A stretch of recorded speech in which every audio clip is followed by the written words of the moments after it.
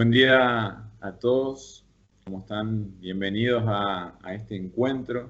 Nosotros, en el marco de un día especial por el trabajo que realiza el INTA, que realizan muchos profesionales que hoy nos están acompañando de dos provincias, de Corrientes y de Misiones, es que nos encontramos y vamos a compartir el trabajo que realizan día a día en el marco de lo que conmemorábamos hace algunos días, puntualmente el 26 de marzo, se conmemora el Día Mundial del Clima, declarado en la Convención Marco de las Naciones Unidas sobre el Cambio Climático.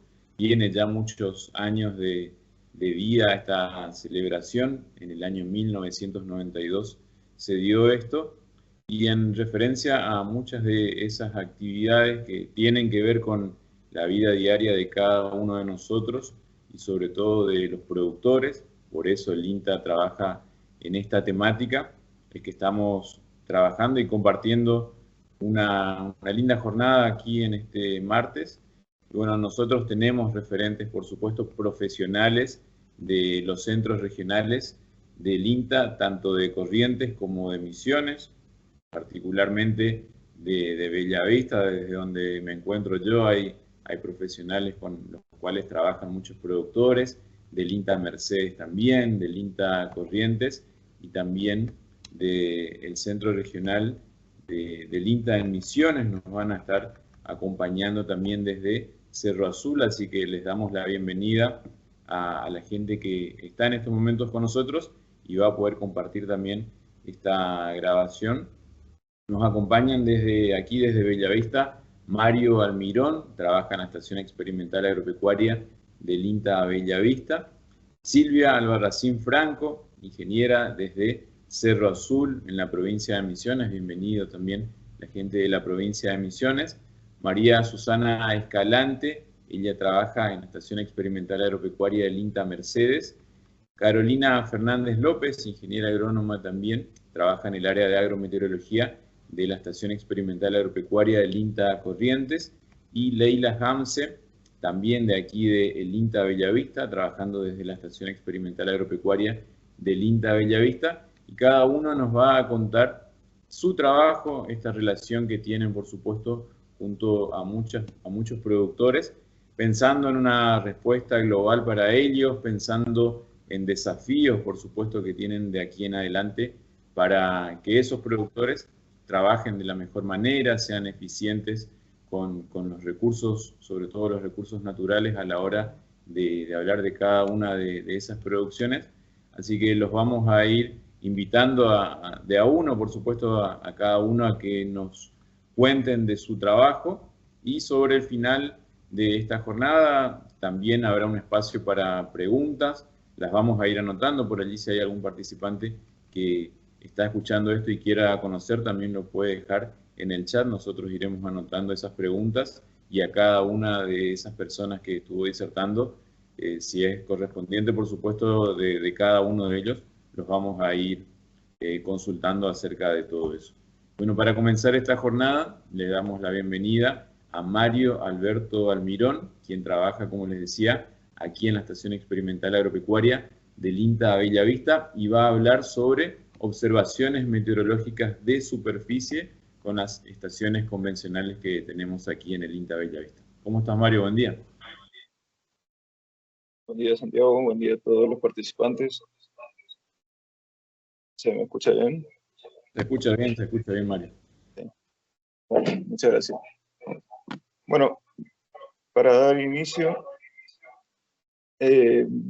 primero comentarles que el INTA y el Servicio Meteorológico han colaborado históricamente, pero formalizaron una alianza estratégica y clave en el año 2019. Este convenio integró sus redes de radares, sensores meteorológicos y estaciones meteorológicas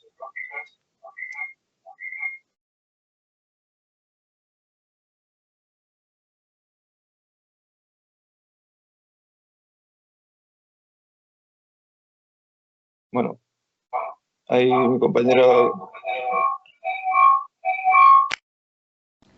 Mario, ¿hay algún parlante que está haciendo eco?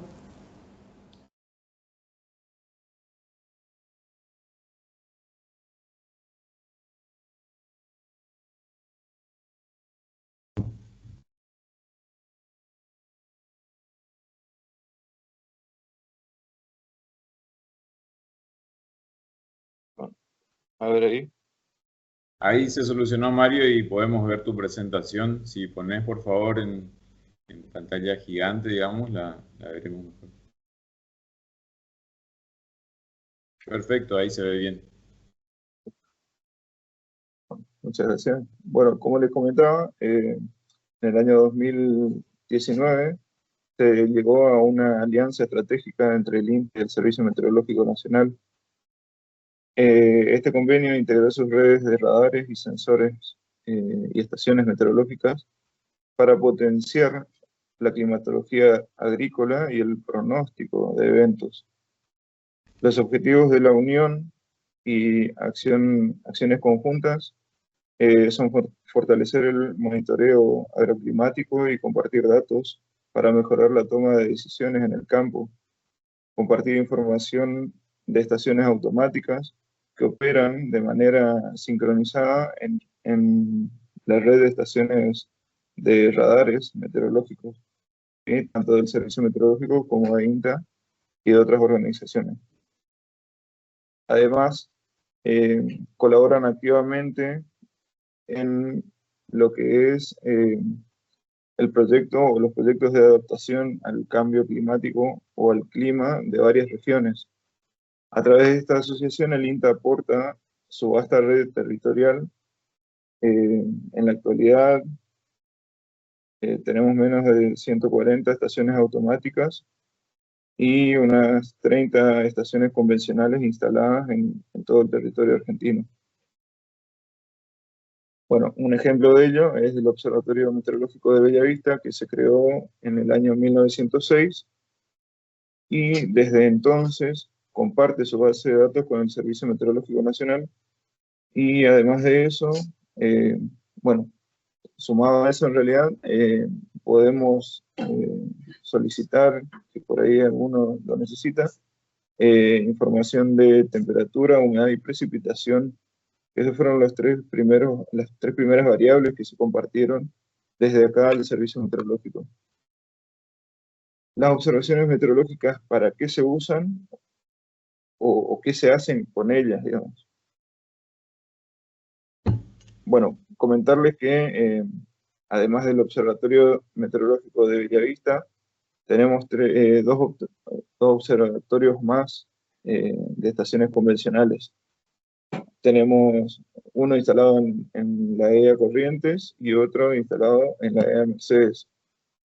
Y dentro del territorio provincial tenemos además las estaciones convencionales, ¿sí?, del Servicio Meteorológico en el aeropuerto de Corrientes, en el aeropuerto de Mercedes, en Montecaseros, Paso de los Libres y Ituzaingó. Aparte de eso, contamos con la red de estaciones automáticas. Pero bueno, una variable meteorológica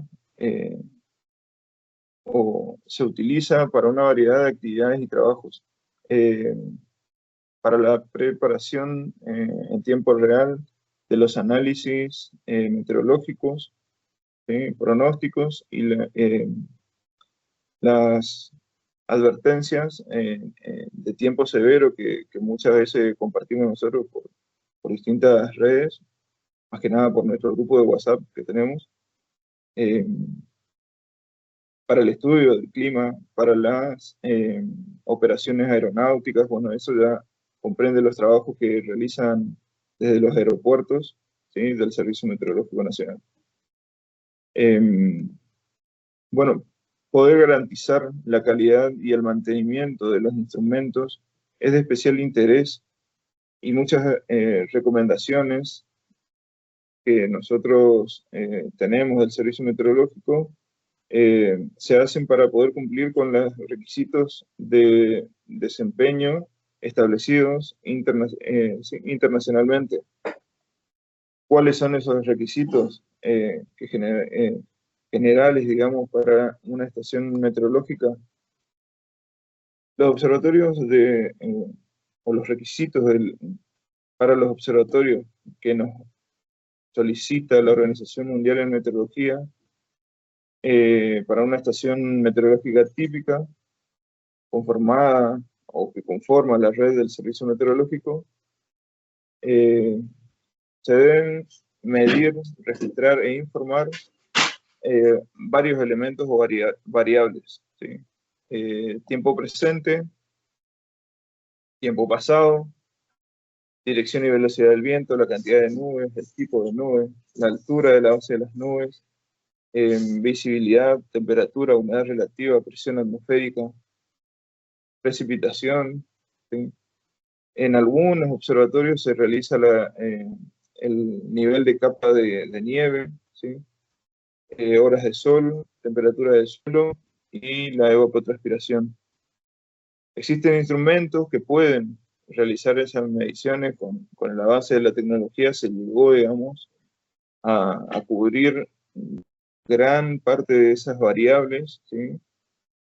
Sin embargo, con la tecnología actual, los instrumentos para variables como el tiempo presente y pasado, la cantidad y altura de la base de las nubes y el nivel de capa de nieve no son capaces de hacer, digamos, una buena observación, no como lo haría un observador meteorológico capacitado por el Servicio Meteorológico Nacional. La mayoría de los observatorios de INTA, ¿sí?, realizamos observaciones meteorológicas en 3 horarios principales. En la pantalla se ven las 9, las 15 y las 21 horas, ¿sí? Las variables registradas se cargan en diferentes bases de datos y se comparten a diario por distintos medios. La presentación siguiente, por favor. Gracias, ahí están. Bueno, tenemos varias bases de datos en las cuales nosotros cargamos y compartimos nuestra información. Las libretas digitales, desde el 2018, 2019 más o menos, al concretarse este convenio entre el INTA y el Servicio Meteorológico, se desarrolló una libreta digital que se carga mensualmente y se comparte con el Servicio Meteorológico, ¿sí? Y a su vez, cada estación cuenta con una base de datos interna. Además de ello, tenemos el sistema de información y gestión agrometeorológica desarrollado por el Instituto de Clima y Agua dependiente del Centro de Investigación de Recursos Naturales de INTA Castelar, que es una plataforma donde cualquier usuario puede ingresar, ¿sí? Bueno, la página web o el link al cual deben ingresar es siga.inta.gov.ar, ¿sí? Y allí van a encontrar un mapa con con todas las estaciones, tanto automáticas como convencionales, ¿sí? Las estaciones automáticas las van a ver en color verde y las estaciones convencionales en color azul.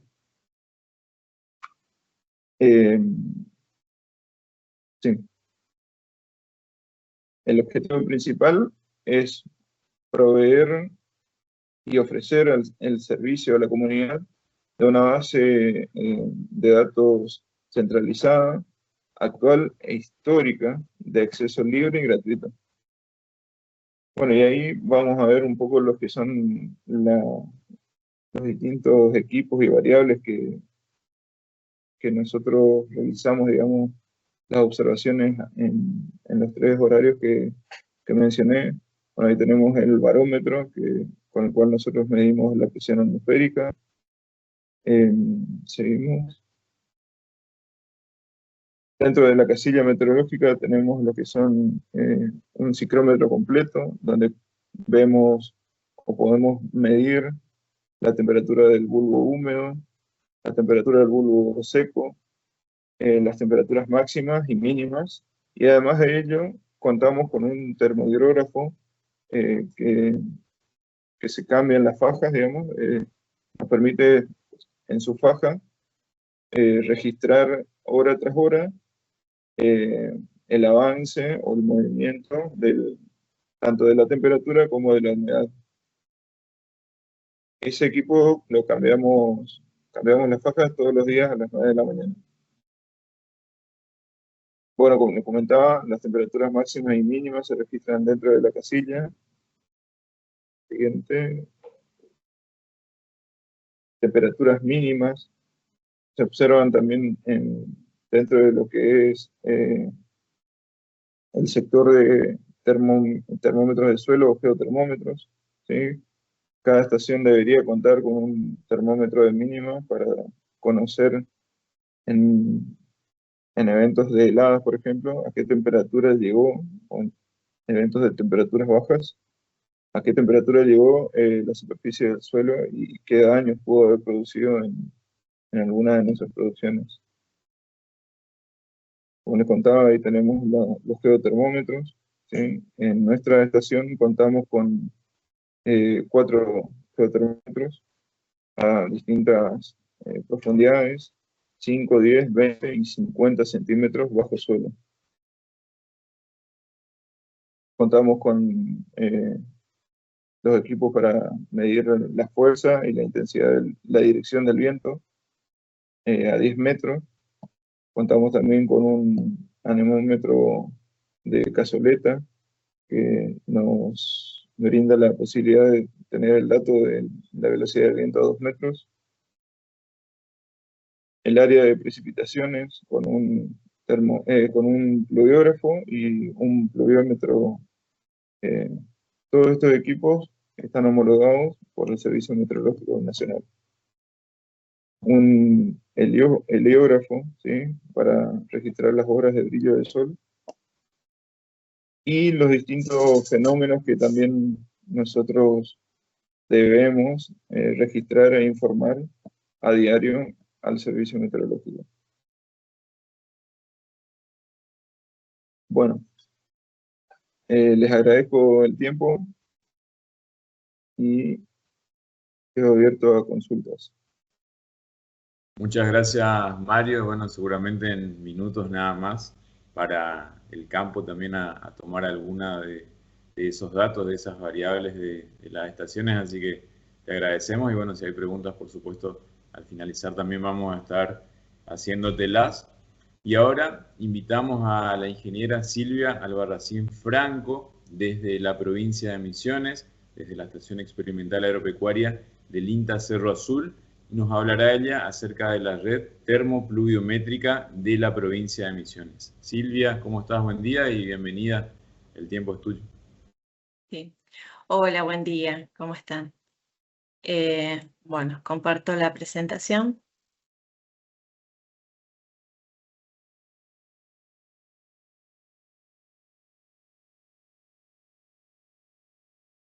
Ahí se ve perfecto, Silvia. Gracias. ¿Se ve en modo presentación? Sí. Bien, perfecto. Bueno, buenos días a todos. El tema que voy a desarrollar va a ser la red termopluviométrica que tenemos acá en Misiones. Comentarles un poco, bueno, la historia de esta red también. Bueno, ¿qué entendemos por red pluviométrica? La red pluviométrica no es solamente una sola estación, ya sea una convencional principal como la que tenemos en Cerro Azul, sino también contamos con estaciones automáticas y auxiliares, que es un sistema de puntos de observación donde se hacen con observación de esos datos, se controlan esos datos, se obtienen una serie de esos datos históricos y se utiliza una publicación. Entonces, lo que nosotros hacemos en Misiones no es solamente tomar el dato, sino que también, aparte de hacer la toma de datos, lo cargamos y lo controlamos la calidad de esos datos y lo publicamos a través de boletines, informes históricos. Damos información que sirven de apoyo a la toma de decisiones y también, como lo comentó Mario, lo publicamos a través de las páginas de INTA, como por ejemplo el SIGA. Para comentarles una historia, cómo comenzó esta instalación de la red de termopluviométrica en Misiones, Esta comenzó en el año 1967 a través de Hugo Galiano, que fue el primer meteorólogo que tuvo misiones y principalmente en Cerro Sur. A partir de él se instalaron 12 estaciones. Después, en el año 1978, al incorporarse José Olinouk, se instalaron 35 estaciones más. Y después, más tarde, se incorporaron Lucas Morel, Marta Farinola y Antonio Cardoso. Tanto Hugo Galiano como José y Lucas Morel ya están jubilados, y Marta también están jubilados. O sea que en el equipo solamente quedamos Antonio y, bueno, yo quien les hablo. Como puedes ver en el mapa, hay una amplia distribución de la red termopluviométrica en Misiones. De todas estas, perdón.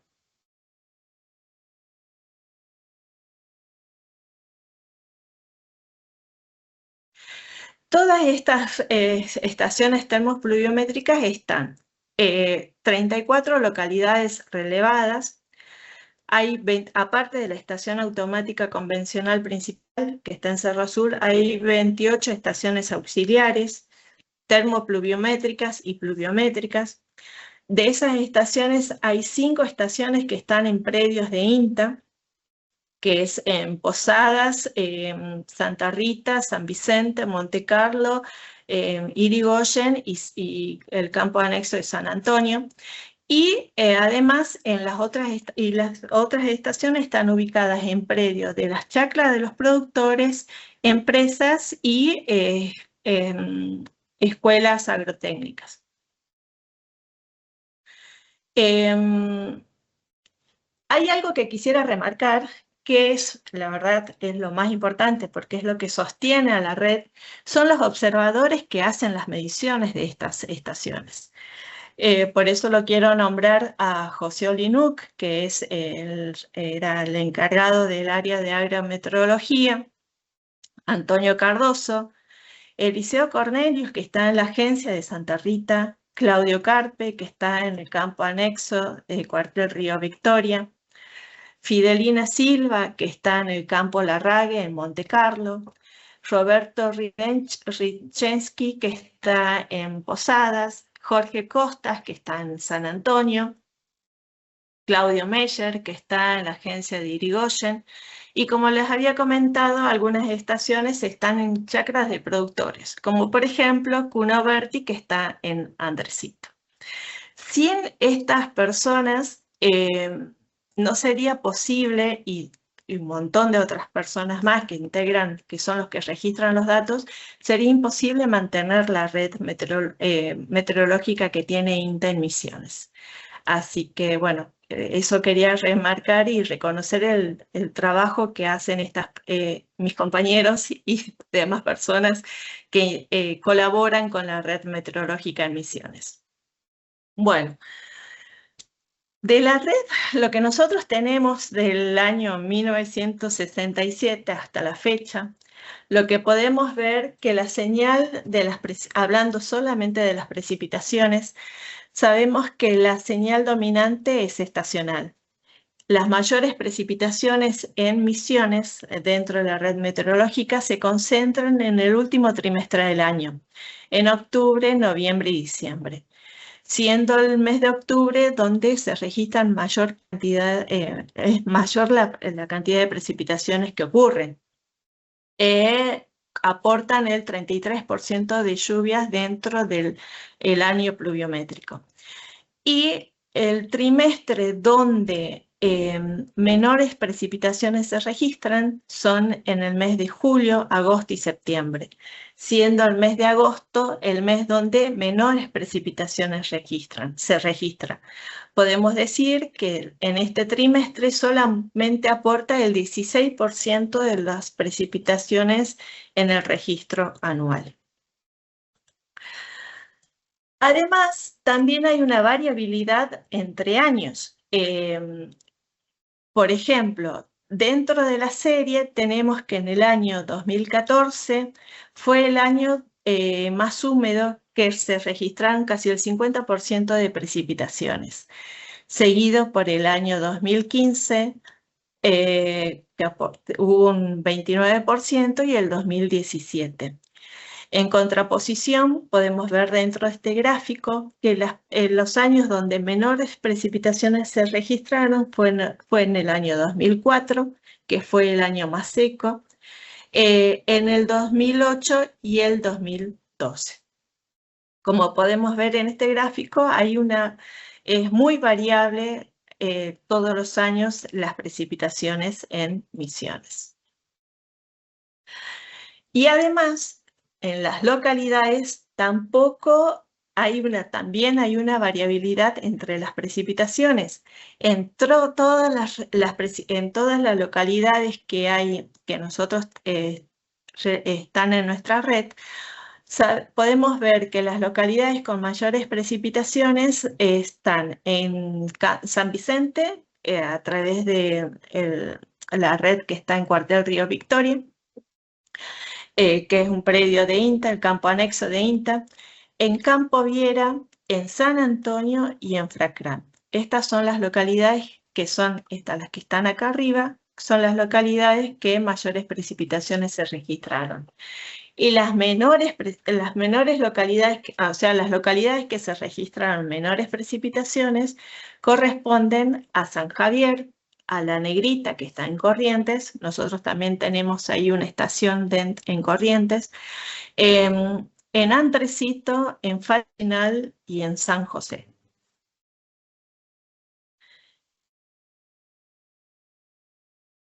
También otra cosa que nosotros vimos, que no solamente importa cuántos días llueve, sino también la intensidad de esa lluvia.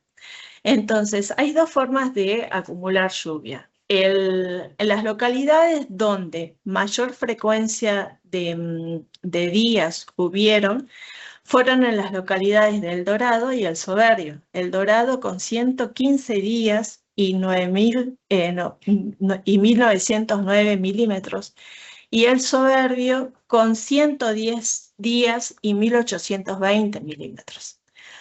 En las localidades donde se observaron mayor intensidad fueron Fracrán, que en 80 días se registraron 2070 milímetros, y en Cerro Moreno, que está en Aristóbulo del Valle, se registraron en 80 días 1929 milímetros.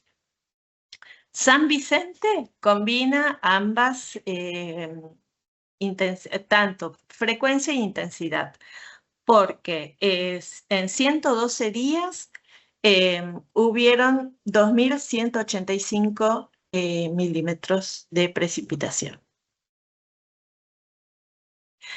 Entonces, como conclusión general, dentro de este análisis muy general de la red de pluviométrica que tenemos en Misiones, podríamos decir que las precipitaciones varían mucho entre localidades y entre años, que una estación aislada no representa bien el territorio, porque en lo que se registra en una localidad disminuye muchísimo o no con respecto a la localidad más cercana, y que la red aporta evidencia, o sea, aporta los datos que son necesarios para hacer manejo en el riesgo hídrico, en producción y en el manejo de agua. Entonces, el valor de los datos que están dentro de la red permite capturar las diferencias, y además hay que sostener la serie de datos para que puedan ser comparables en el tiempo. Entonces, podemos decir que no hay un solo clima misionero, porque como vimos en Misiones hay grandes gradientes de relieve que influyen en la distribución de las precipitaciones, y esto da respuestas locales muy distintas en cuanto a los registros de milímetros de precipitaciones que hay en un determinado lugar. El valor de la red no solamente aparece cuando los datos, el valor de la red aparece cuando los datos se transforman en series, que se puedan hacer comparaciones históricas, y además sirven de apoyo para la toma de decisiones. Por lo tanto, es importante sostener la capacidad de gestión, o sea, sostener la red, porque sostener la red significa sostener la capacidad de gestión.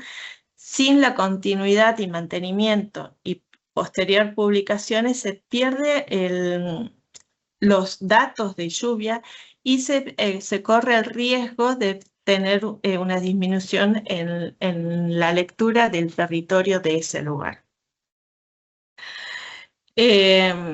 Así que bueno, brevemente quise exponer el trabajo que nosotros hacemos, que se comenzaron a hacer en Misiones, y bueno, y quería remarcar la gran territorialidad que tiene la red termopluviométrica en la provincia de Misiones.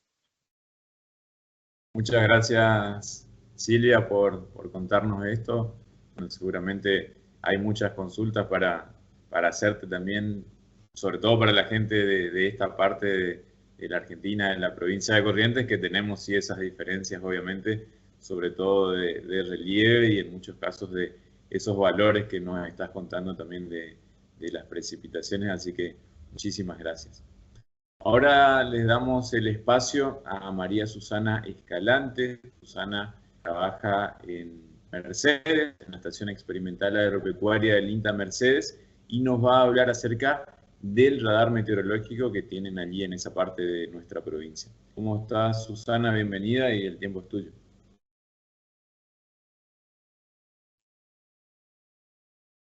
Hola, hola, buen día. ¿Cómo están? Voy a compartir mi pantalla.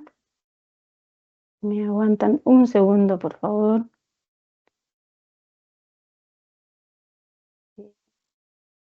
Creo que quedó compartida la pantalla de Silvia todavía. Ahí ya cambió, sí, Susana.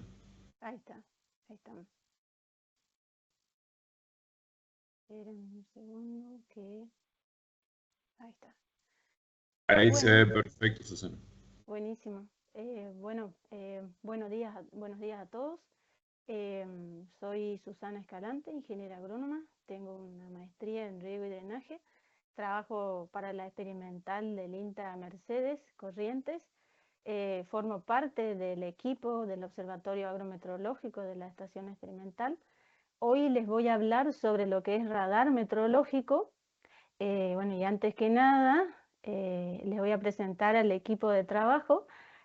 Somos dos. Está el señor Juan Ramón Fernández, que tiene más de 25 años como observador meteorológico, y bueno, yo a partir del 2017 me incorporé al equipo.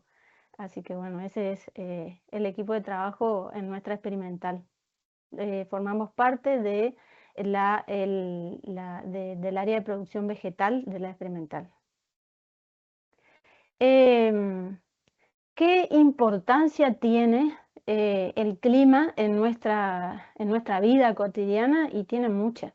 Nosotros desde el observatorio, si bien nos toca como relacionado a la producción desde el INTA, relacionado a la producción agropecuaria, nos toca hacer el seguimiento, observación, registro y seguimiento de todas las variables meteorológicas, como ser la temperatura, el viento, la humedad y demás. Esto a nosotros nos permite saber el estado medio de la atmósfera, es decir, el tiempo atmosférico, y en el largo plazo saber cómo es el clima de un determinado lugar. Desde luego esto impacta muchísimo en la vida cotidiana y también en la producción agropecuaria. ¿Por qué? Porque conociendo al clima local nos permite tomar mejores decisiones. Lo otro que es muy importante, nosotros desde el INTA y en lo que se relaciona a la parte agrometeorológica o meteorológica, así como lo dijo Mario y bueno, después lo dijo también Silvia, seguimos por convenio los lineamientos del Servicio Meteorológico Nacional. Bueno, ¿cómo está compuesto nuestra atmósfera y qué se tiene en cuenta? ¿Dónde sucede la mayor actividad de la atmósfera? Acá les puse un gráfico donde tenemos la altura, expresado en kilómetros, y después la línea roja que indica la variación de la temperatura a medida que nos vamos alejando de la superficie. ¿Dónde ocurren todos los fenómenos o la mayor actividad atmosférica? En la primer capa de la atmósfera. Esto es la troposfera. Esta capa, después tenemos la segunda capa de la estratosfera, mesósfera, termósfera, exósfera. Esta primer capa, que es la que está pegada a la superficie del suelo, tiene aproximadamente entre 10 y 15 kilómetros de altura.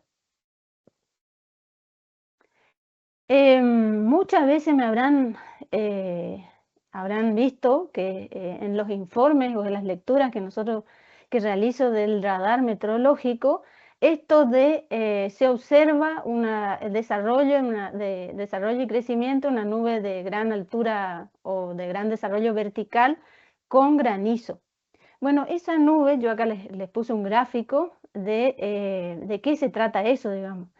Lo que se ve es las nubes de gran desarrollo vertical son aquellas que tienen un movimiento de aire, una velocidad de aire, que esa masa de aire ingresa con velocidad desde la superficie del suelo, que es una masa de aire caliente y cargada de humedad, que asciende a gran velocidad hacia alturas muy grandes, pasando inclusive los 15 kilómetros de altura, que ahí es donde nosotros ya dejamos de ver porque ya no alcanza el radar a ver esas alturas.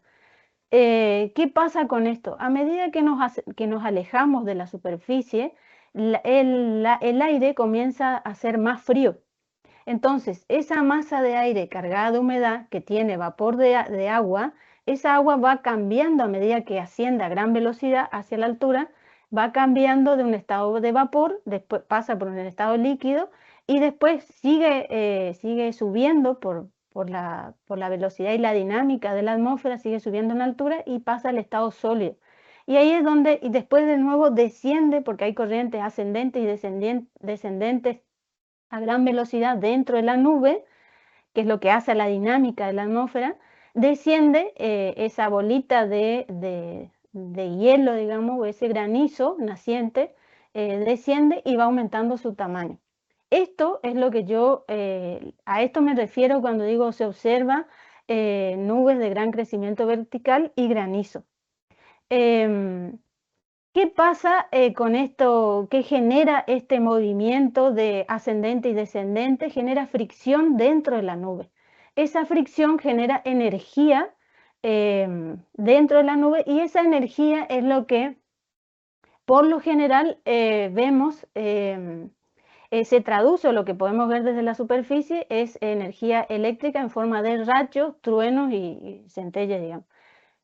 A esto me refiero con, si yo veo una nube de estas características, seguramente voy a tener la presencia en superficie de este tipo de energía, que a todos, por supuesto, nos afecta, algunos en más medida que otros, digamos. Ahora bien, ¿en qué medimos la lluvia? Bueno, esto es muy conocido, yo solamente le pongo un repaso acá. Medimos en milímetros de agua, que el milímetro es una altura. Nosotros supongamos que llueve, tenemos una fuente de 1 metro por 1 metro, 1 metro cuadrado de superficie. 1 milímetro de agua de altura equivalen a unidad de volumen, que sería litro, a 1 litro de agua. Es decir, si yo digo llovió o se registró 1 milímetro de lluvia, estoy hablando en unidades de volumen a que se recolectó 1 litro de agua por metro cuadrado si no hubiera infiltración. Es decir, si hubiera podido juntar toda esa agua en esa superficie. Es lo mismo decir, si vamos al término de hectárea, 1 milímetro de lluvia equivalen a 10.000 litros de agua por hectárea. Y según la Organización Mundial de la Salud, la unidad de medida, de meteorología, la unidad de medida es de la intensidad de la lluvia, que normalmente decimos llovió tantos milímetros por hora, es milímetros por hora, es decir, la altura de la lluvia en la unidad de tiempo. Lo otro que nosotros, la lluvia, tanto el INTA, que sigue los lineamientos del Servicio Meteorológico Nacional, la información que nosotros damos es la del día pluviométrico, es decir, la lluvia se informa, informamos el acumulado de lluvia de lo que pasó entre las 9 del día de ayer y las 9 del día de hoy. Eso es el día pluviométrico. Nosotros no informamos, tanto el INTA como el Servicio Meteorológico, no informa la lluvia del acumulado del día civil, que sería de las 0 horas hasta las 23:50. Esa información nosotros no damos. La que siempre damos es la del día pluviométrico, la lluvia que se acumuló de las 9 de ayer a las 9 de hoy. Ahora bien, como hablaba Silvia, la intensidad de la precipitación es algo sumamente importante y se define como la acumulación de lluvia en el tiempo. Y de acuerdo a esa acumulación tenemos distintas intensidades. Tenemos desde débil a torrencial. Esto es muy importante porque de acuerdo a la intensidad es el grado de daño que genera en las estructuras la lluvia. Y acá les puse en la introducción un ejemplo de una imagen del radar. En esta imagen del radar, yo lo que hago es tratar de simplificar a la hora de explicarles a ustedes, de interpretar las imágenes, porque si yo le tengo que contar todo lo que veo, va a ser un mensaje muy largo y no es la idea. Entonces, en esta imagen vemos distintos colores, ¿verdad? Acá siempre les marco la dirección de dónde hasta dónde se mueven las masas de nubes, digamos. Y lo que marco siempre es lo más grave. El resto no marco en estos casos porque sería muy largo de escribir. Entonces, acá lo que puedo ver son distintas intensidades de lluvia, ¿ven? Tengo lluvia débil, por ejemplo, acá entre este celeste, color celeste y verde. Tengo lluvia débil. Después tengo lluvia moderada en este color verde, tirando a amarillo.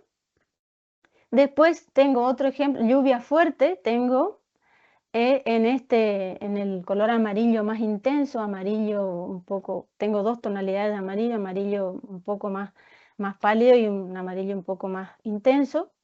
Después tenemos lluvias muy fuertes, entre 30 y 60 milímetros, y esto es en los colores rojos. Y después tenemos lluvia torrencial, que es lo que yo marco a la hora de informar, que es lo más grave, digamos, porque son muchos milímetros en la unidad de tiempo. Ven todo lo que se ve en una sola imagen, vemos muchísimas cosas y la idea es que ustedes tengan a grandes rasgos la información para que puedan tomar mejores decisiones si están a tiempo todavía. Algo que no les dije es que la información del radar es una información del ahora, de qué está pasando en la atmósfera ahora, no da pronóstico. El pronóstico lo da el Instituto de Clima y Agua del INTA y el Servicio Meteorológico Nacional. La información del radar es qué está pasando en la atmósfera ahora. ¿Cuáles son los desafíos actuales que enfrenta nuestra región?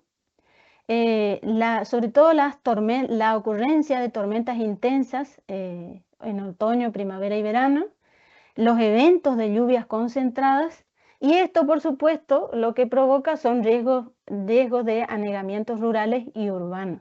Esos son los mayores desafíos que tenemos en nuestra región. Ahora bien, ¿qué es un radar? Radar tenemos de todos los tipos. Tenemos para la aviación, para el tránsito y para lo que nos compete en este momento, que es la parte climática. Pero el radar lo que es un instrumento de detección a distancia, utiliza ondas de radio. Esas ondas de radio que emite el radar van hacia un determinado objetivo o blanco, chocan contra ese objetivo y regresan hacia la antena, le informan, es decir, hay una reflexión, después vuelve la información hacia la antena, que es la recepción, y luego se procesa toda esa información y se emite la lectura final. Ahora bien, ¿qué es un radar meteorológico? El radar meteorológico, acá tengo fotos, les puse fotos de cuando se estuvo armando el radar dentro de la experimental. Es Este radar, si bien en la Argentina tenemos distintos radares, algunos pertenecen al INTA y otros pertenecen al sistema SINARAME, que ahora les voy a contar qué es.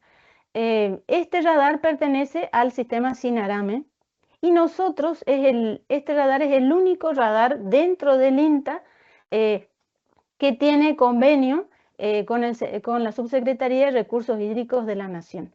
El resto de los radares no tiene convenio con la Subsecretaría y no hay esa comunión, digamos, entre distintos organismos. El radar meteorológico es un radar aplicado a lo que es el estudio de la climatología o el clima. Puede detectar distintas cosas, entre ellas la precipitación, y nos permite a nosotros en tiempo real observar tormentas y las características de esas tormentas. Acá les puse un gráfico de cómo es el radar. El radar la antena emite una onda electromagnética que se desplaza en la superficie, en el espacio.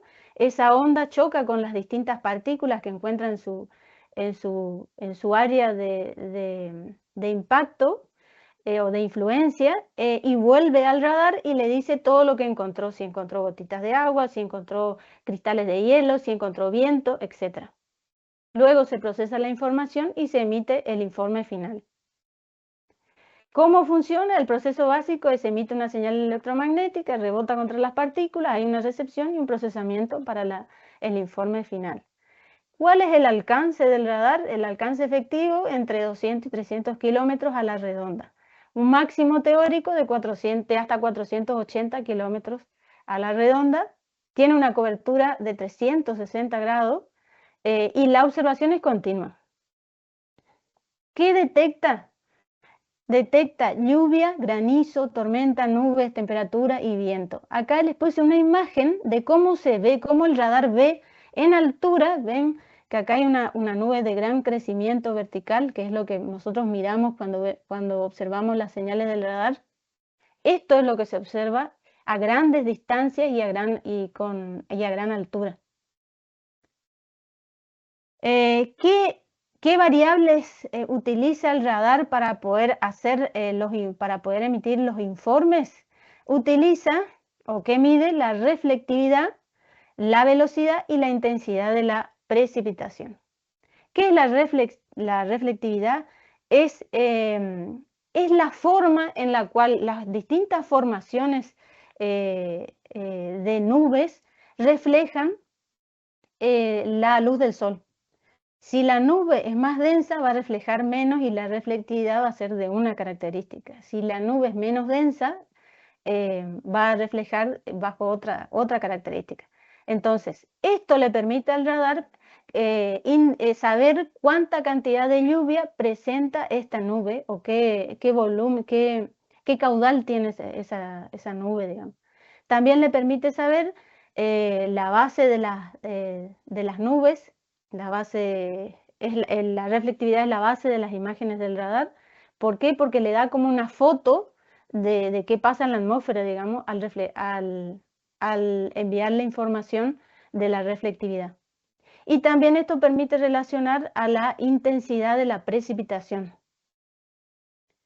La reflectividad se traduce en el informe final en base a una escala de colores, que era lo que yo le había mostrado en la imagen, con la precipitación en distintas intensidades.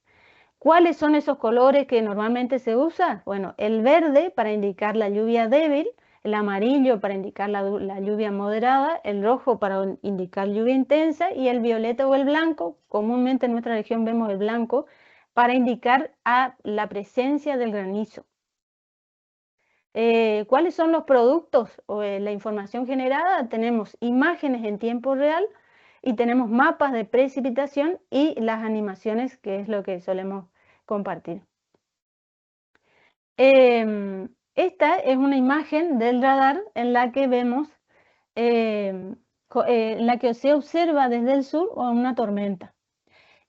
Aquí tenemos muchísima información de intensidad y seguimiento del sistema, en este caso la tormenta. Y aquí les puse una foto de cómo se ve en superficie, porque una cosa es lo que uno como observador puede detectar desde una computadora y toda la información que genera el radar, que esto es en altura, tenemos información en la altura, pero otra muy distinta es saber qué pasa en la superficie. Por eso es que yo en los informes, una vez que el Servicio Meteorológico Nacional emite una alerta a corto plazo, ahí nosotros lo que hacemos es observar el radar y emitir y dar el informe sobre lo que se observa en el radar. Y esa observación lo tenemos que simplificar de una forma de la cual ustedes puedan entender entender y relacionar de lo que pasa arriba, pero también de lo que pueden esperar abajo. Acá vemos una formación de una nube, de un frente de tormenta, que yo acá les indiqué el frente de tormenta, y la foto de lo que pasa abajo. Acá este frente de tormenta está avanzando es un frente frío que va empujando a un estado de tiempo muy inestable, de mucho calor, que está cerca de la superficie. Por eso es que se ve estas nubes tipo sábanas, digamos, que es muy característico del frente de tormenta. Después ven que acá en el fondo de esta segunda foto tenemos esta parte que yo les indiqué cómo se ve desde la superficie y cómo se ve esto desde el radar. Al fondo tenemos una lluvia llovizna de intensidad media a moderada, y en el radar se observa en este color amarillo que sigue después de... Acá tenemos otra imagen de cómo se ve en superficie y cómo se ve desde el radar de distintos fenómenos, digamos. Una de las limitaciones que tiene el radar es que también podemos llegar a tener interferencias. En todas estas limitaciones, el CINARAME, con todo su equipo de trabajo, trabaja muchísimo en en limpiar las imágenes de los radares de manera tal de que nosotros no tengamos interferencias. Acá yo les marqué en el círculo amarillo las interferencias. ¿Esto es por qué? Porque hay antenas principalmente de telefonía que obstaculizan la imagen del radar, es decir, frenan a estas ondas electromagnéticas y no nos permiten ver.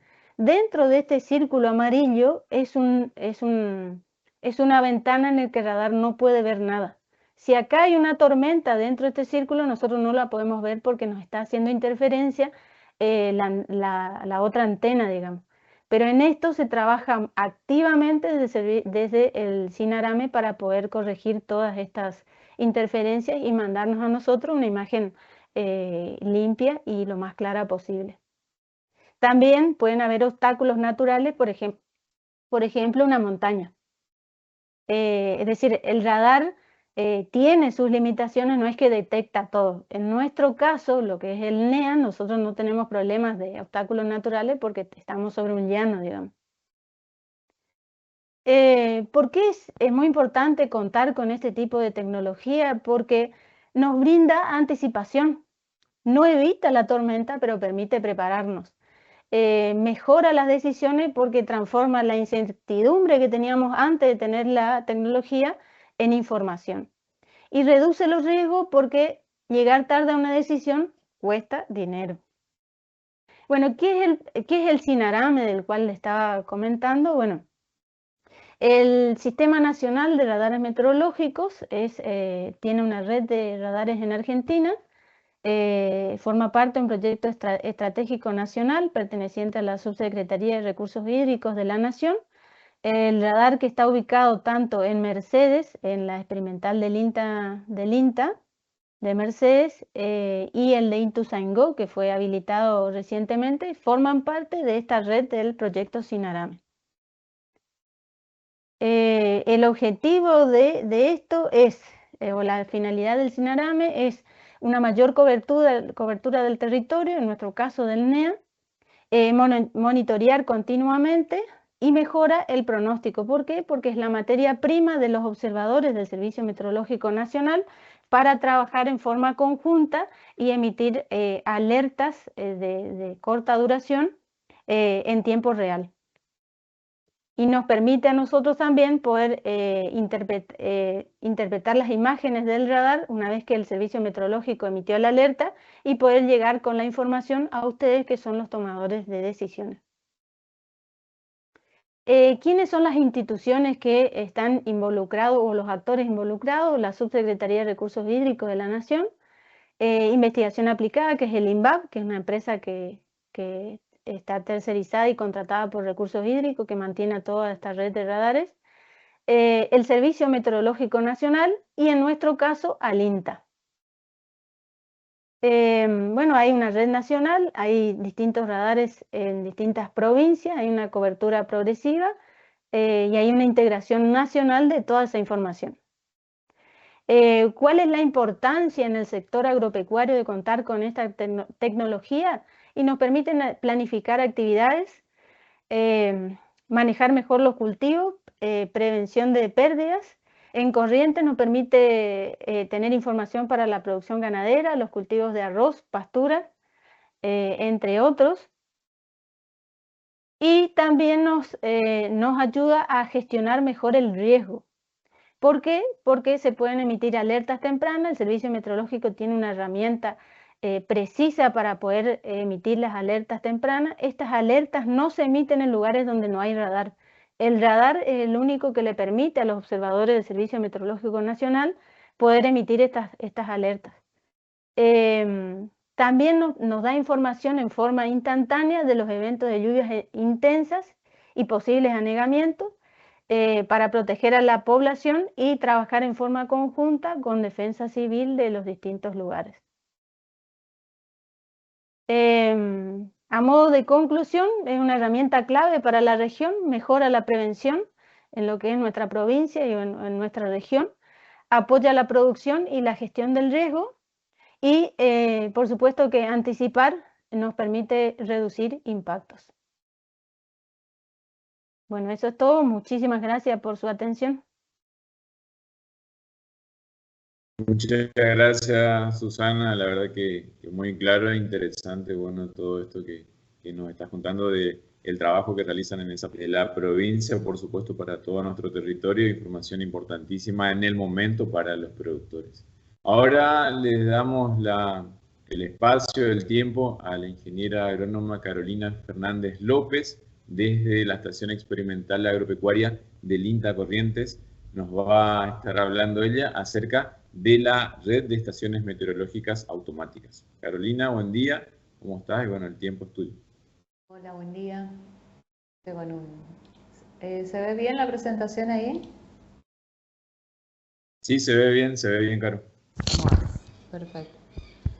Bueno, yo me voy a dedicar un poco más a lo que son las estaciones automáticas y vamos a empezar en realidad con lo que ya habló Mario de las estaciones convencionales. Él les comentaba que se podía ver en la página de SIGA, que decía en azul, esos son los puntos donde tenemos las estaciones convencionales, que como les mostraba se cargan manualmente de acuerdo a los datos que toman los observadores. Después, en esa misma página podemos ver también las automáticas. Nosotros en Corrientes tenemos 12 estaciones, algunas transmiten en el momento, otras tardan un poco más de acuerdo a la señal que hay en cada lugar y están, bueno, también marcadas, ahí se pueden ver las de emisiones, ¿no? Y la del resto del NEA. Todo esto decimos está en la página de SIGA y normalmente pasamos el dato, decimos siga.inta.gov.ar. Esas estaciones automáticas, realmente yo digo, nosotros trabajamos, pero si yo tengo que cambiarle un circuito no puedo, así que bueno, le agradecemos a Franco, que más allá de que no está en el área de agrometeorología, es quien las mantiene a punto, quien las controla, quien hace las recorridas. Y bueno, y puse la foto de los observadores de las estaciones convencionales. Ya Martiniano nos abandonó, pero bueno, siempre alguna mano nos da, y Ernesto, que es el que se tuvo que ir a tomar ahora a las 9 los datos, y en general es quien se encarga de eso, ¿no? Solo el agradecimiento también de lo que funciona acá en forma convencional. Y ahora a lo que veníamos, decíamos, se pueden sacar de esa página de SIGA, uno puede extraer esos datos. Entonces, ¿cómo los extraemos? Si pedimos que nos dé el resumen de un día, fíjense, yo saqué del día 23, de Cerro Azul nos da la automática la lectura cada 10 minutos. Y ahí con esos datos podemos calcular lo que decían hoy de la intensidad, que en particular en Corrientes tuvimos en diciembre del 2025 una lluvia que alcanzó una intensidad de prácticamente 200 milímetros por hora. Bueno, eso es muy difícil. Nosotros no podemos hacer con un dato convencional porque no tenemos el pluviógrafo, pero sí podemos calcular con estos datos de la estación automática. Si sabemos cuánto nos midió en esos 10 minutos, podemos estimar cuánto era la intensidad por hora, que es la más conocida. Pero además de conocer esto del día a día y de los datos cada 10 minutos, podemos también nosotros pedir por periodos de tiempo. Entonces, por ejemplo, ponemos una fecha, acá rescaté los datos del 1 de marzo al 29 de marzo de esa misma estación, y ahí ya tenemos un paneo más amplio sobre lo que es temperatura, tanto la media, la mínima, la máxima, las temperaturas de suelo, la precipitación.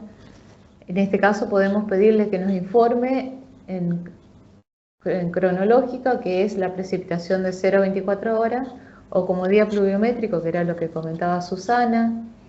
También en la humedad, el punto de rocío, bueno, muchos datos que están disponibles. El INTA tiene toda esta información disponible en forma online, gratuita, no necesitan que ningún personal de INTA específicamente los descargue. Cualquier usuario lo puede hacer.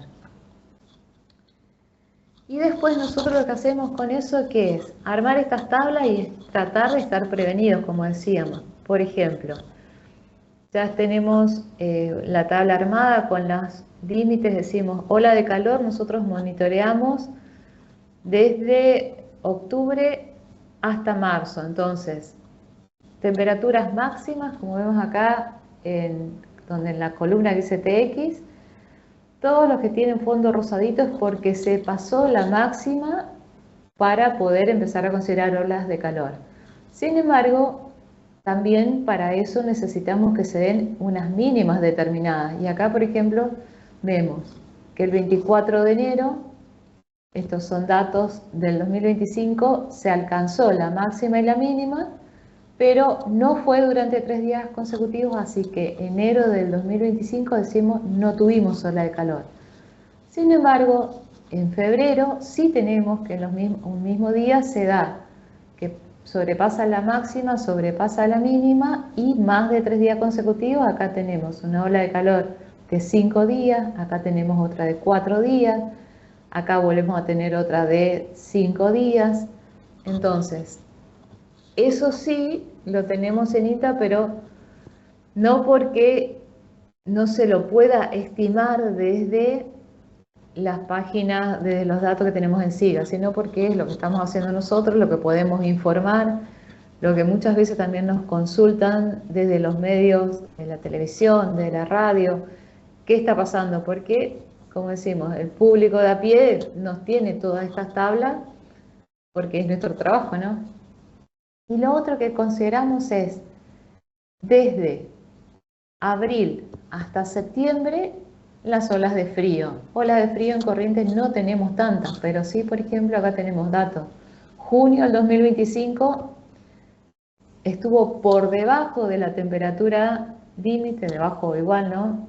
Con la máxima, y también tenemos otra mínima indicada, y acá tenemos 2 días consecutivos que estuvo por debajo de la máxima, por debajo de la mínima, pero no fue ola de frío. En cambio, ¿cuándo tuvimos la única ola de frío el año pasado? la tuvimos el 30 de junio, que después 1 y 2 de julio también están en ese límite. Entonces, esos son los seguimientos que hacemos porque es específicamente trabajar con los datos. Y después también se pueden hacer otros datos como este ejemplo, que es una tesis de la Facultad de Agronomía, donde están estos índices de cambio climático. Entonces se pueden considerar, como dice, días con helada, noches tropicales, días de verano. Días de verano que son cuando la temperatura máxima es mayor a 25 grados. Sin embargo, por ejemplo, una noche tropical, cuando decimos, cuando el número de días en un año que la temperatura mínima es mayor a 20 grados. Son esas noches donde no baja nunca la mínima. Entonces, eso es una noche tropical para los datos que se consideran en el panel gubernamental de cambio climático. Y con eso también se pueden hacer gráficos. Por ejemplo, esto es de Las Breñas y decimos, tenemos un promedio histórico de la cantidad de días de verano, sin embargo, si consideramos de 2011 a 2021, eso estuvo por encima de la media histórica. Y después también consideramos, por ejemplo, otro trabajo con esto, cuántos días tenemos con lluvias mayor a 10 milímetros, porque los días que llueve 1 o 2 milímetros, lo sabemos por verlo, que ni siquiera termina de rebrotar el pasto, menos lo que sea un cultivo o lo que sea un forraje, y entonces un día de una lluvia que se considere que sirve para estos rebrotes es esta de 10 milímetros. ¿Qué pasó en Las Breñas? Sobre un promedio histórico que teníamos de más o menos 25 días, entre el 2011 y el 2021 eso fue en ascenso. También, después, ¿qué importa? En qué momento se produce y si estamos en época de rebrote o no. Y hablando más de los datos de la experimental Corrientes, nosotros tenemos datos históricos de 1968 a 1998. Y ahí se produjo este bache que, como comentaba también Susana, necesitamos datos consecutivos, y creo que Mario también lo comentó y Silvia. La riqueza de tener esto es tener muchos años, porque necesitamos al mínimo 30 años para decir, nos definió un clima en la región. Y bueno, acá en la experimental de Corrientes tenemos justo esos 30 años donde nos define que no tenemos ningún mes seco, por ejemplo, entre el 68 y el 98. ¿Qué pasó desde 1998 hasta el 2015? No se tomaron registros meteorológicos en la experimental Corrientes porque, bueno, se había desmantelado el servicio, y los nuevos datos que tenemos es a partir del 2015 con la estación automática, que todavía llevó un tiempo hasta que se ajustaron los datos, y a partir del 2022 también tenemos los datos convencionales. Y entonces, si comparamos qué pasó en este es 2020, 2022, acá están datos de la automática y de la convencional. ¿Qué pasa? Ahora sí tenemos meses secos. Fíjense, 2020 tenemos 5 meses secos, en el 2021 tenemos 4, en el 2023 volvemos a tener 5 meses secos, 2022 5 meses secos, en el 2023 3 meses secos. O sea, esa característica que teníamos de que nunca teníamos una sequía se revirtió ya en estos últimos años y tenemos en general algún mes que se considera seco. Y si recordamos los grandes incendios que hubieron en ese 2022, ¿qué referencia tenemos? Que en noviembre del 2021 llovió muchísimo y esa lluvia nos produjo un rebrote, nos dio material para que se produzcan todos estos incendios en la sequía que hubo en enero y febrero del año siguiente. Entonces, sí, es verdad que muchas veces cuando pasamos el dato dicen, no, pero ya llovió, ¿por qué nos sirve saber que llovió tanto? Bueno, nos sirve para prevenir estas cosas. Se sabía que venían tiempos de sequía, entonces esas lluvias en exceso nos dio un material y era una forma de predecir. Cuando decimos, actuamos con defensa civil, con los municipios, nosotros estos datos se los pasamos porque realmente sirven para poder prevenir lo que viene.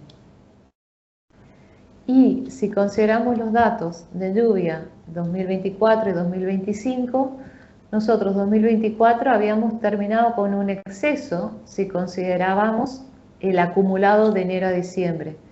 En cambio, si consideramos desde enero del 2025 hasta diciembre, empezamos con un déficit que se va revirtiendo y terminamos otra vez diciembre con exceso. Recordemos que ese diciembre en Corrientes, sobre todo en el norte, hubieron lluvias en exceso, como decíamos recién, incluso ese día que tuvimos una intensidad de más de 200 milímetros por hora. Y también el otro análisis que hacemos es no solo si es mes seco o no, sino también cuánta es la variación respecto a las referencias históricas que tenemos. Entonces, 2024 tenemos 5 meses que hubo exceso respecto a la histórica y 7 meses que hubo déficit.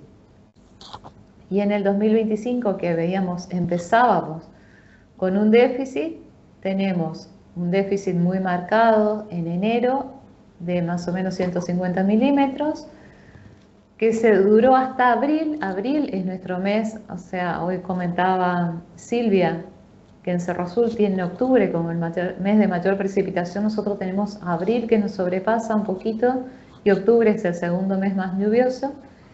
Y después, a partir de mayo del 2025, en mayo llovió prácticamente todo el mes, fue mucho, tuvimos más de 250 milímetros de exceso solo en mayo. Hubo un acumulado de excesos hasta octubre, noviembre hubo un déficit y diciembre que superó todos los valores, que prácticamente llegó a 400 milímetros del exceso. Por eso todavía duró esa lluvia los primeros días de enero y a partir de ahí la seca que todavía nos está dando algunos coletazos en esta zona. Además de las anomalías de las precipitaciones, también calculamos las anomalías de temperatura. Entonces, por ejemplo, en el 2024, mayo tuvimos 2 grados de diferencia menos de la histórica.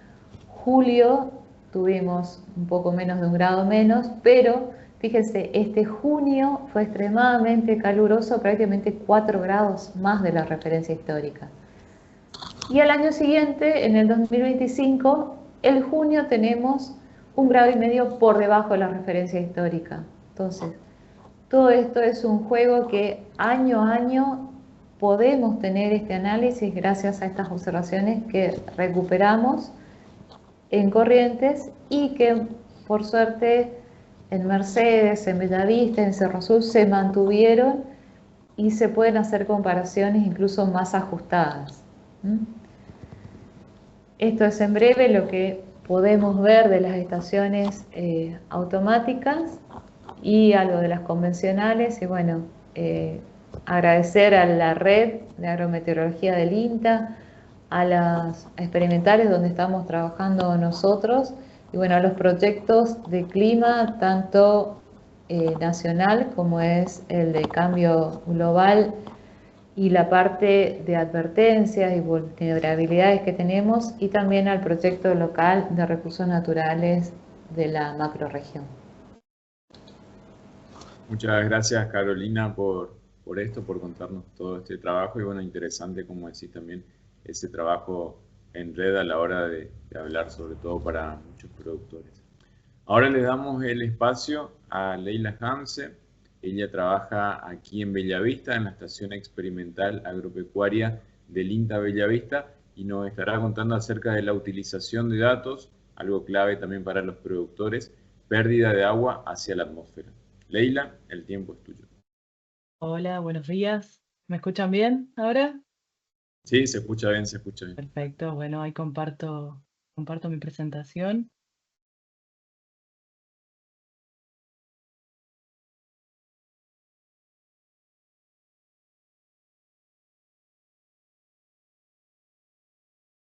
Bueno, Ahí se ve. buenos días a todos. Como muy bien me presentó Santiago, soy Leila Hanse. Trabajo actualmente en la Estación Experimental de Bellavista dentro del grupo de citrus y frutales y específicamente tratando de desarrollar nuestra área de agrometeorología aún incipiente. Bueno, a mí me toca la última parte de este conversatorio que justamente en todo esto que veníamos hablando, que va desde la generación de los datos al análisis, que Carolina expuso mucho del análisis, y ya llegando a esta última parte, hablar un poco de cómo se usan esta información que generamos desde INTA y desde otros organismos como el Servicio Meteorológico en la toma de decisiones. Habíamos puesto como título el caso de la demanda atmosférica, que es un tema que venimos trabajando como grupo de la regional, las 3 experimentales en conjunto. Yo cambié un poquito el título para hacerlo un poco más amplio, ir justamente no a la variable, que sería la demanda atmosférica, sino a la decisión, que sería para qué nos sirve esta variable, ¿sí? Para tomar una decisión en relación al riego. Entonces, bueno, quizás en mi presentación van a encontrar más preguntas que certezas, pero la idea es también hablar de cómo se usan los datos que generamos para tomar decisiones, para ir generando cuestionamientos y quizás intercambios, retroalimentación por parte de quienes escuchen esta charla, que seguramente muchos de ellos serán productores, es decir, tomadores de decisiones. Y generar interacciones que puedan mejorar este camino que va del dato a la toma de decisión. Estoy tratando de pasar mi presentación y no puedo. Ahí estamos. Bueno, entonces, a veces son un poco pesadas las definiciones, pero encontré una definición de los objetivos de la agroclimatología o agrometeorología. Capaz que me escuchan usar un poco indistintamente el término. Tienen diferencias, pero bueno, en este caso todos más o menos entendemos a qué nos referimos cuando hablamos de agrometeorología o agroclimatología. Y me pareció interesante esto de distinguir como 2 áreas dentro de la agroclimatología. Una que es el área de investigación, cuyo objetivo es profundizar en el conocimiento de las relaciones que existen entre el clima y la actividad agrícola. El INTA se encarga de este tema, así como otras instituciones, principalmente universidades, se encargan mucho de lo que es investigación. Pero quizás últimamente, y en el contexto que estamos, el INTA sobre todo se encarga de un área más aplicada de la agroclimatología, cuyo objetivo es proporcionar las bases científicas necesarias para optimizar la toma de decisiones. Seguimos nombrando esto de toma de decisiones, que también ya los mencionaron anteriormente mis compañeros, lo mencionó Susana, lo mencionó Silvia, Caro, todos. Entonces, ¿la toma de decisiones para qué? Bueno, para la planificación agrícola.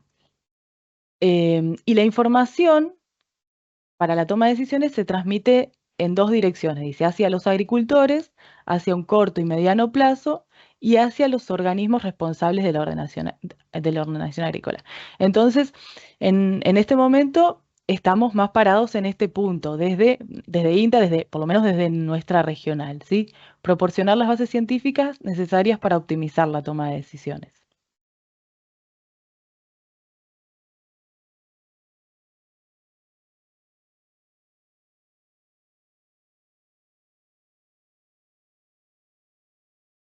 Leila, perdón, pero al menos yo no te escucho, te silenciaste. Le bloqueó el micrófono, sí.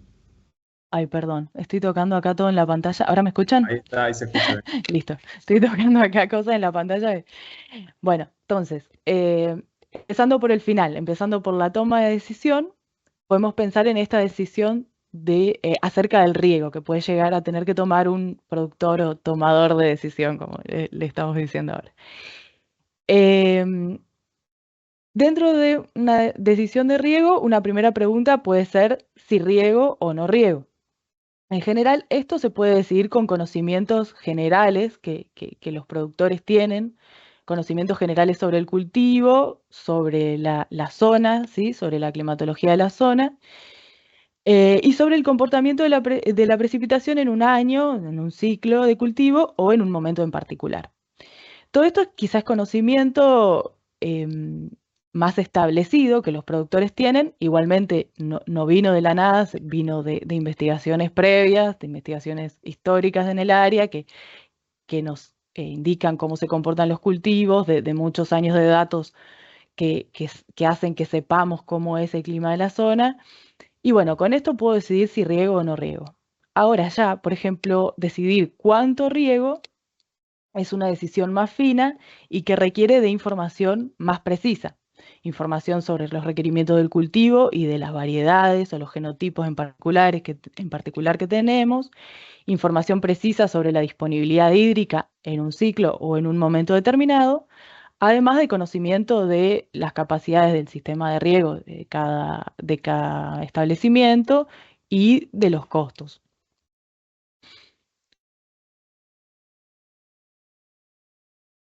Entonces,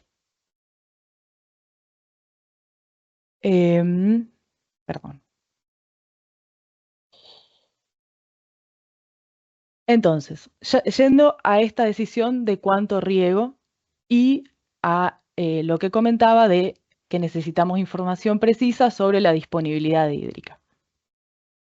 Esta disponibilidad hídrica, en principio, se puede determinar a través de un balance hídrico, ¿sí? Que tiene varios componentes, pero como dos componentes principales podemos decir que son la precipitación y la demanda atmosférica.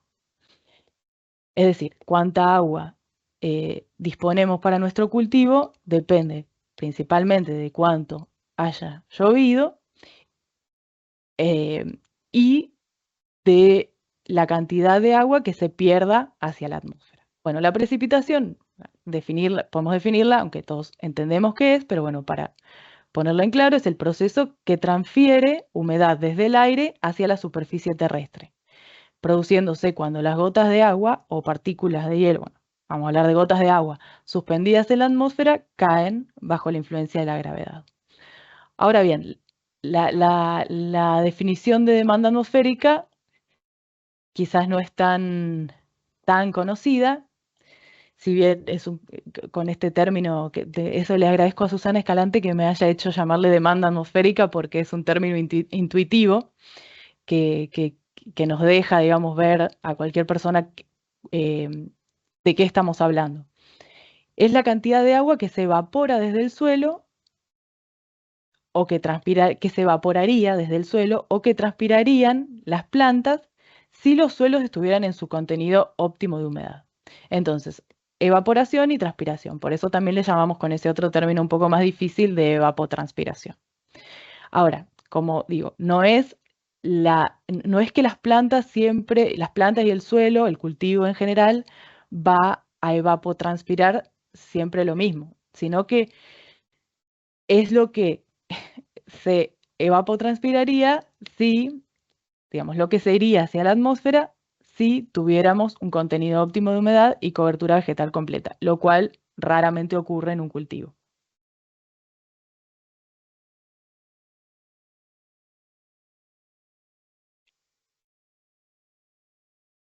Entonces, vamos primero de estas dos variables que mencionamos, la precipitación y la demanda atmosférica, que es lo que sabemos, lo que necesitamos para conocer nuestra disponibilidad hídrica y tomar una decisión acerca de cuánto regamos, a la primera variable, ¿sí? A la precipitación, que es, entre comillas, yo puse la más sencilla. Ahora vamos a ver por qué entre comillas, porque aún siendo la más sencilla, tiene un montón de complejidades. Entonces, ¿cómo es el recorrido de esta variable? Bueno, el recorrido comienza por la toma del dato meteorológico, que Mario habló al principio.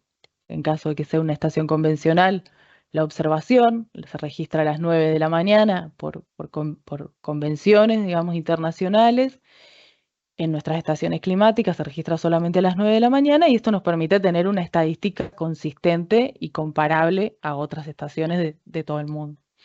Se verifica la verosimilitud del dato, el dato va a bases de datos locales y también nacionales y posteriormente globales, y después ya viene la última parte del recorrido de esta información, que es por ahí la que nos estamos centrando más en esta última parte de la charla, que es el análisis. Vamos a hablar de la precipitación mensual. También esto, bueno, vamos a hablar de la precipitación mensual, que es la que se suele, quizá el valor que se suele difundir. ¿Y por qué? Porque sabemos que quizá el valor de precipitación en un día determinado no nos dice demasiado. El valor en el día de hoy, 31 de marzo, seguramente no va a ser igual al 31 de marzo de ninguno de los años anteriores, pero si comparo el mes de marzo del 2026 con el 2025 con el 2024 y el del año que viene, sí van a guardar una lógica entre sí. Entonces ponemos como valor la precipitación mensual. Entonces el análisis consistiría en sumar todas las precipitaciones del mes y compararlo con la estadística climática, lo que estaba mostrando Caro recién. Ver si la anomalía es positiva, negativa, mayor o menor a lo que suele ser la precipitación, por ejemplo, en marzo. Ese sería un posible análisis sencillo. Después viene la difusión. Nosotros en particular generamos informes mensuales desde nuestra experimental, desde las otras experimentales también. Se difunden a través de todos los canales que tenemos a disposición.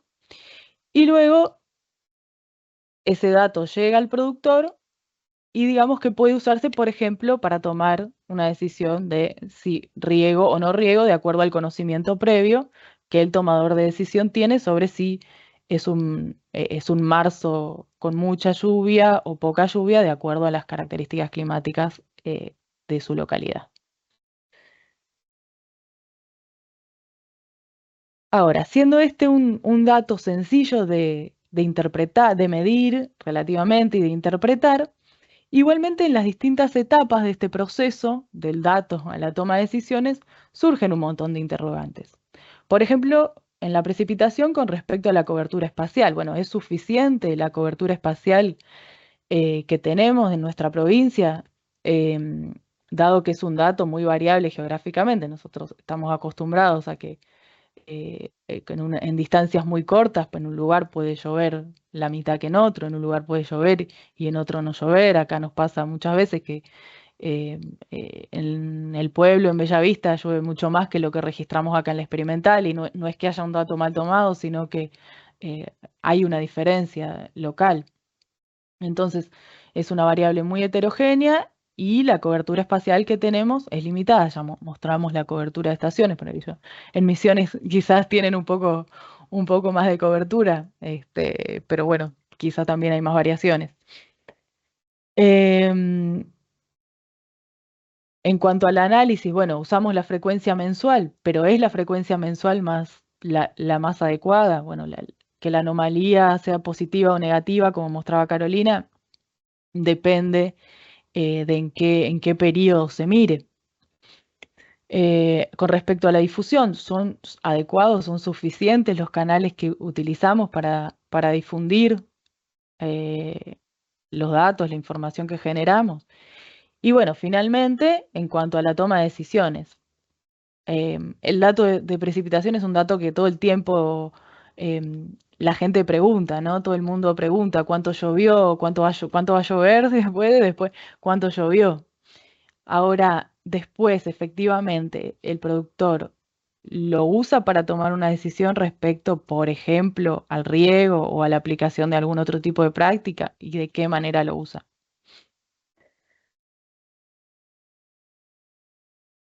Y después tenemos el caso de la otra variable, la demanda atmosférica o evapotranspiración potencial, lo vamos a abreviar así como ETP a veces, van a ver, que yo le digo es una variable menos sencilla. Si con la precipitación surgían tantos interrogantes, bueno, con la demanda atmosférica más aún. Es una variable calculada, ¿sí? La demanda atmosférica es una variable para la que necesitamos otras variables, otros datos. Necesitamos datos de temperatura, necesitamos datos de heliofanía, necesitamos datos de velocidad de viento a 2 metros, que es un dato muy específico que no se toma en todos los observatorios, sino solamente en los observatorios agrometeorológicos, porque es un dato que prácticamente se usa para esto únicamente. Necesitamos datos de humedad, necesitamos datos de presión. Todo eso se integra para estimar la demanda atmosférica. Se necesita un control de cada una de estas variables. En cuanto al análisis, a las bases de datos, bueno, las variables observadas van a bases de datos locales, nacionales y globales. En cuanto al análisis, bueno, se estima la evapotranspiración. Hay distintos métodos previamente validados en lo que sería el área de investigación científica de la agrometeorología. Se han validado métodos que luego se usan para estimar a nivel práctico la variable de demanda atmosférica. Y en este caso, bueno, nosotros estamos generando desde el Centro Regional Corrientes y ahora también colaborando con Misiones, informes semanales, sobre todo en verano, en el periodo más crítico, que nos dicen este valor de evapotranspiración potencial de demanda atmosférica para cada una de las localidades donde tenemos los datos que lo requieren, ¿sí? También en el SIGA pueden encontrar valores de evapotranspiración calculados diariamente por otro método, no el que usamos nosotros, pero por otro método que también puede ser muy útil, a partir de las estaciones automáticas también, que tienen los datos necesarios para ello, que son varios. Y finalmente, el tomador de decisión debería hacer un procedimiento posterior, que ahora vamos a hablar de eso, para poder efectivamente usarlo en su cultivo como un factor que ayuda a decidir cuánto regar. Entonces, acá vamos al análisis, acá les comparto nuestro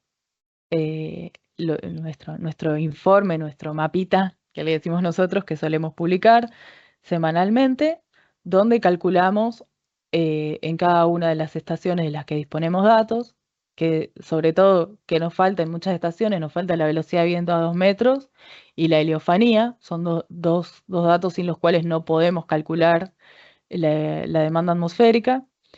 Entonces, ¿qué calculamos? Bueno, calculamos con la de las 3 experimentales de Corrientes, con la de la experimental de Cerro Azul, con el observatorio de Monte Caseros, que también por muchas gestiones han logrado tener los datos necesarios para este observatorio del Servicio Meteorológico y tiene instrumental para agrometeorología.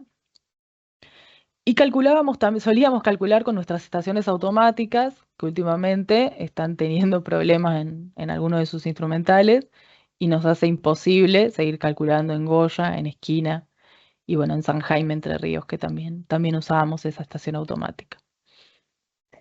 Entonces ese es el análisis que hacemos desde INTA.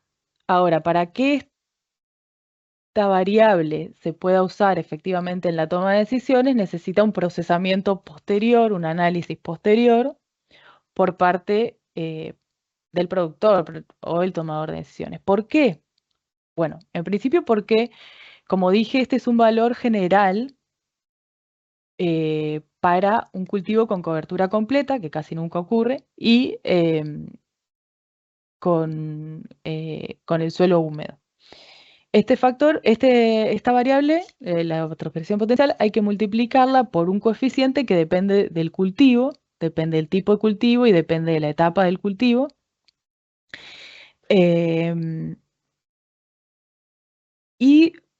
Bueno, este paso lo ideal es que lo haga el productor, lo haga el tomador de decisión, porque al final es el que conoce su cultivo, conoce la cobertura que tiene y además puede ir afinando este KC, este coeficiente del cultivo en el tiempo. Y por otro lado, hace falta otro paso posterior, que es calcular la lámina de reposición, porque nosotros podemos saber cuánto llovió, cuánto se evapotranspiró, pero eso hay que traducirlo en cuánta agua tenemos que reponer. Y para eso hay que tener en cuenta la variable que hablábamos primero, la precipitación y las ineficiencias del sistema de riego, que también no hay quien lo conozca mejor que el productor. Entonces, este es un paso posterior que lo tiene que realizar el tomador de decisión para que la información que se genera sea realmente útil. Bueno, acá simplemente un grafiquito para mostrar, esto es los coeficientes de cultivo para algunos cultivos que varían entre la evapotranspiración potencial, se puede multiplicar desde 0,2 a 1 a más de 1, digamos, dependiendo del tipo de cultivo, dependiendo si se encuentra en su fase inicial, en fase de desarrollo, en mediados de la temporada. Para los cultivos perennes también depende de la cobertura, digamos, que tenga en ese momento el cultivo.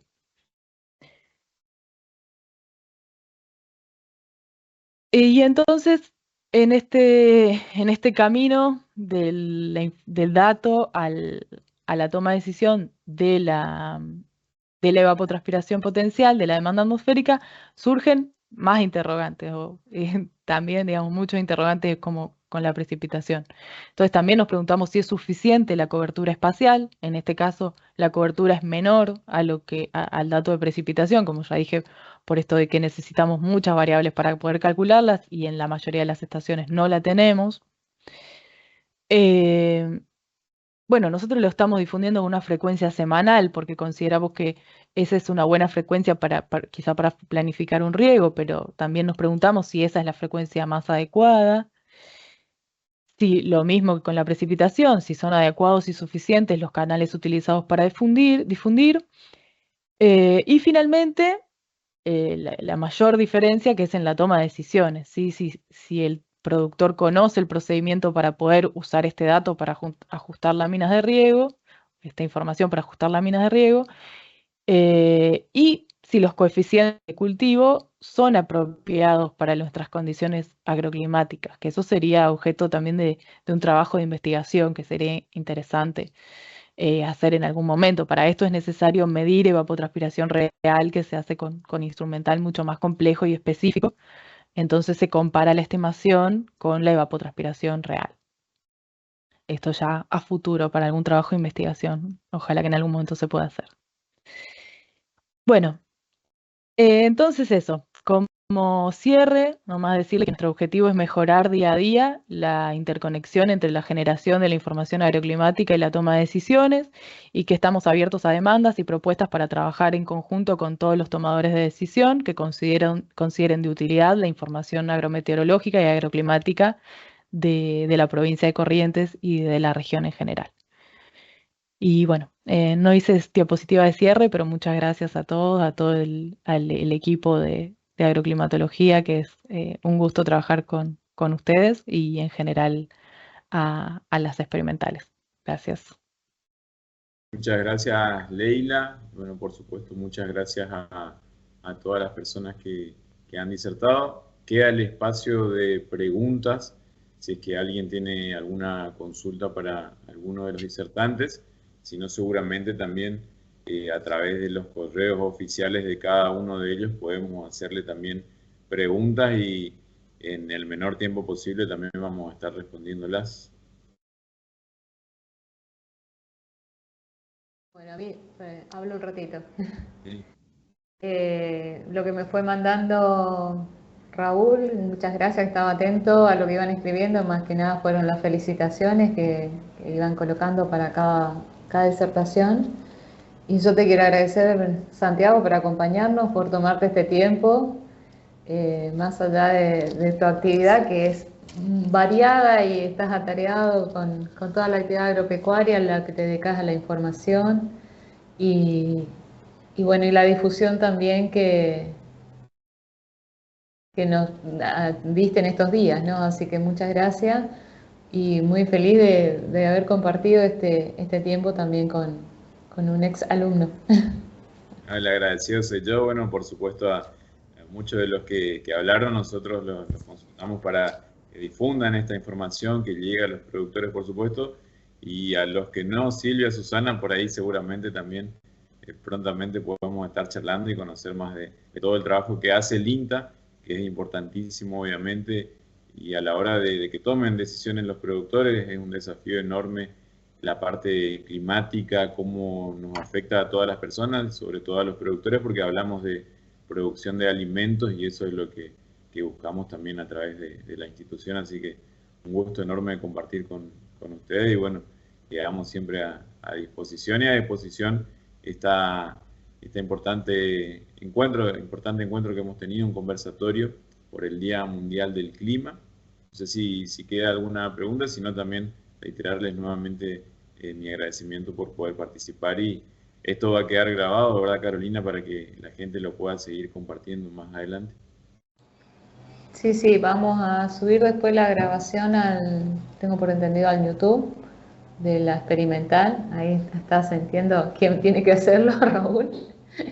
Así que, bueno, para los que puedan consultar después y también lo que decías antes, cualquier duda, si no surge ahora, si surge después, se comunican a través de los correos institucionales, que como habrán visto es todo bastante sencillo. Apellido.nombre y @inta.gov.ar.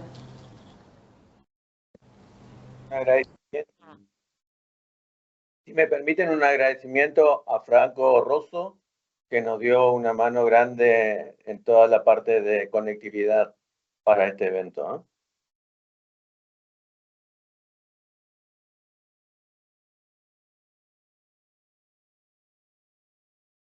Bueno, de mi parte también, bueno, agradecer a todo el equipo de trabajo que es amplio, cada uno pone su granito de arena.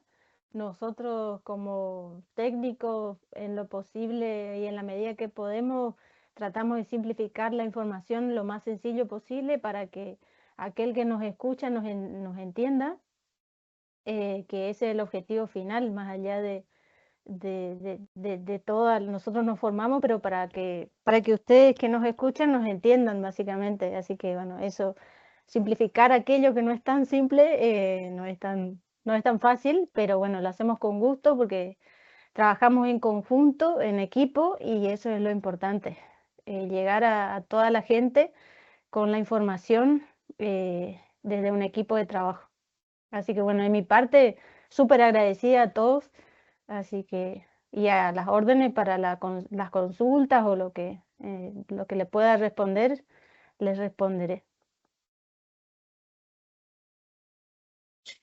Sí, yo también quiero agradecer mucho, sobre todo a las chicas de Corrientes, que me aceptaron poder trabajar en conjunto.